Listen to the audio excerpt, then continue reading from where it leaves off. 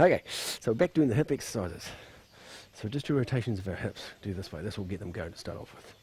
So it's hip exercise or anything to do with hips is such an important thing to do, especially when you get older, because you want to keep your mobility and you don't want to lose the flexibility of your hips and your walking and your bending and all those things you do when you get older. You want to have a lot of power and a lot of flexibility still in your hips.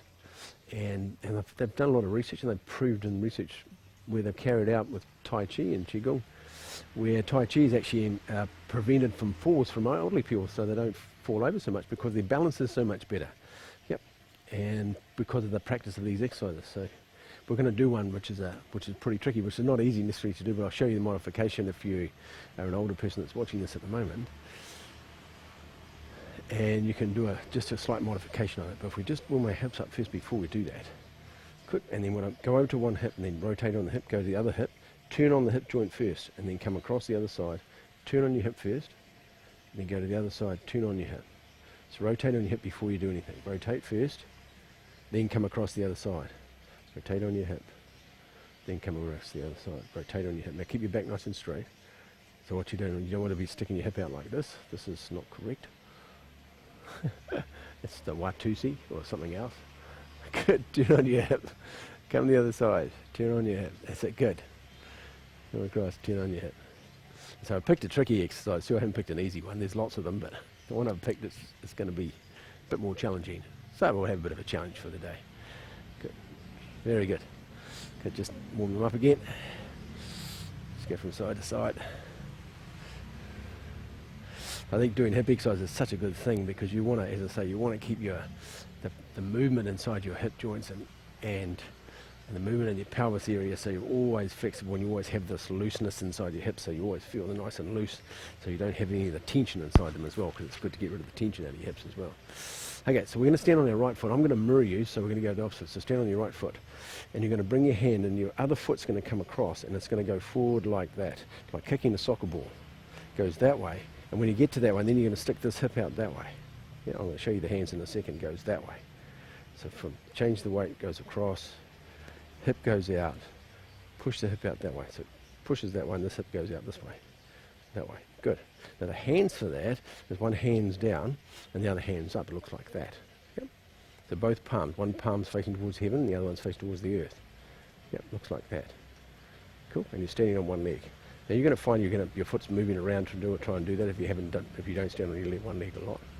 And how we're going to do the transition, there's two different transitions we'll do. We'll do the hard one, where it comes down, the foot comes down, the hand turns over at the bottom, and this hand comes down. This hand comes up past your tummy, the other one goes on the outside, and when you get halfway, one palm's down, the front hand's down, and the back hand's facing up.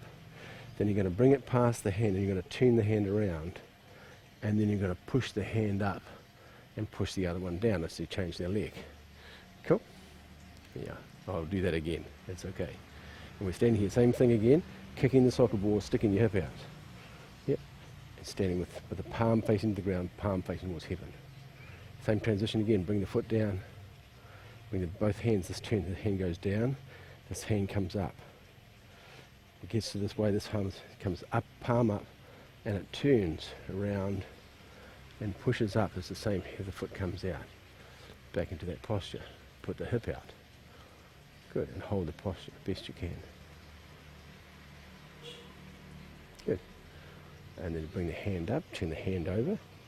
The other one goes down, come up past your tummy, palm up, front hand palm down. Hand goes up, bring the leg, as the hand goes up, the leg comes up.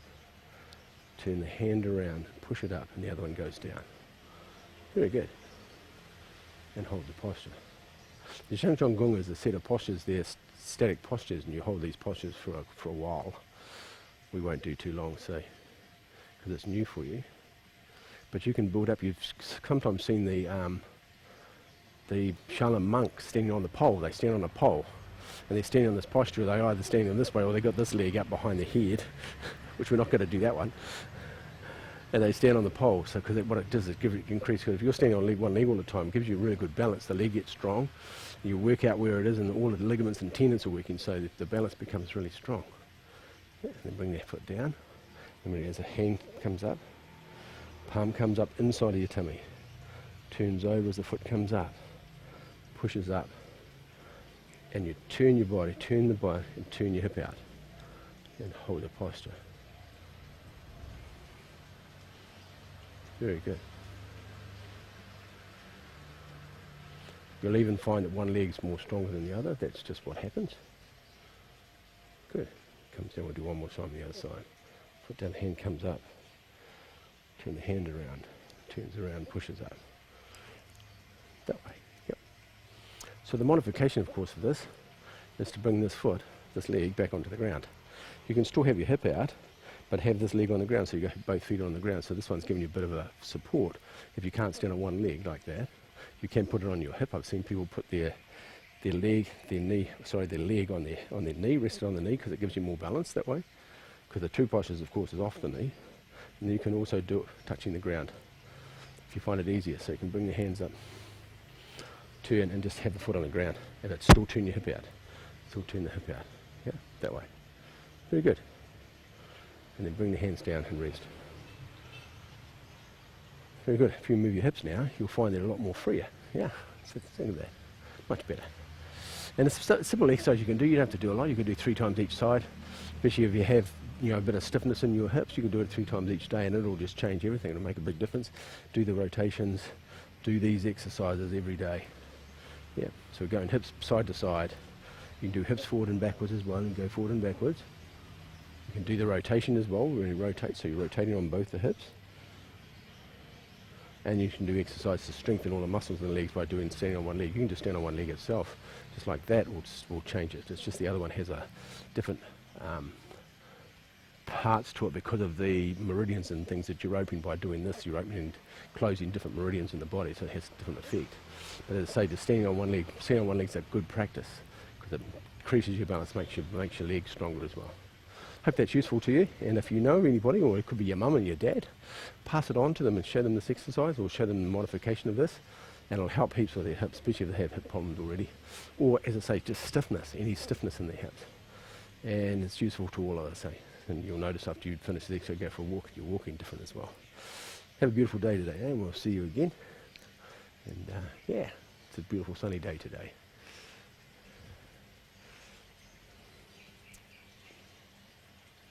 Gong. Make a fist with your left hand, cover it with your right. Bring it towards your heart, and then down to your physical centre. Cool. And step back from everybody who's watching this, or anybody who's watching this later, and bow to everybody in the world, and wish everybody has a beautiful day in the world today. There's some people that's struggling and suffering in the world. Give them energy to their heart today. Have a beautiful day, Bye-bye.